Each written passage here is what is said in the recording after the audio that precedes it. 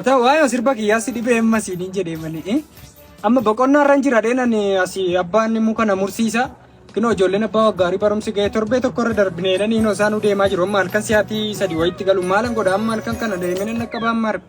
Afaan siidhanii ree kana dura moo maan dubbanne gurbaa shiroo siidaa kame moo barbaree lafa jira moo basoo malee deemtu.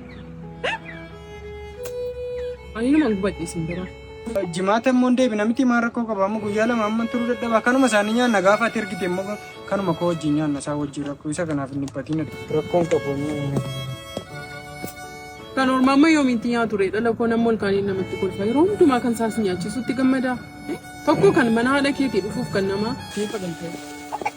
Arme ijoollee abbaa waggaarii dhaqqabuun qaba halkan kana immoo wena caakka sun keessa deemna waan ta'eef isaa wajjin darbanan qaba yuunifoormii koo qofan fudhadhe.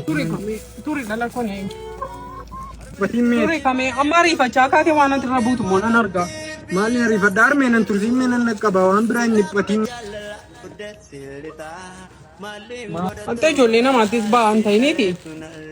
Wajjumaan ishee kana ammoo nyaadhaa. Amma gaafa dhuftutti waan jiru immoo mastiin sii qopheessaati. Daalachoofte immoo akkasitti magaalaatti deemtaa. Maal fakkaata ammati namni maal siin jedhama kan?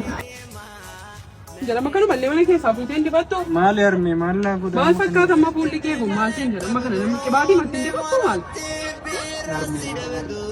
Nagaan jimaata nan deebi'aati hin dhiphatiin waan reediyoo keessa immoo dhagaa baatirii sunaa baas keessa baasan abbaan nan dhaggeeffachiisu gaafa hin deebi'u arme. Amma sabarumsa deemtu moo waa'ee dhagaa baatirii waa'ee sirba keetii yaadamini meediyaami mee beenu. Maal hin godha armeen gaafa inni dhufu immoo nan kiyyaan hin dhaggeeffatiin jedha armeen jalaan hafuudha. Jala nootiin bitaa sayyaa ta'e. Gamme jimaata moo akka namni laasinee gaadha lakoo akka namni. Naqarammoo na ilaalchisi.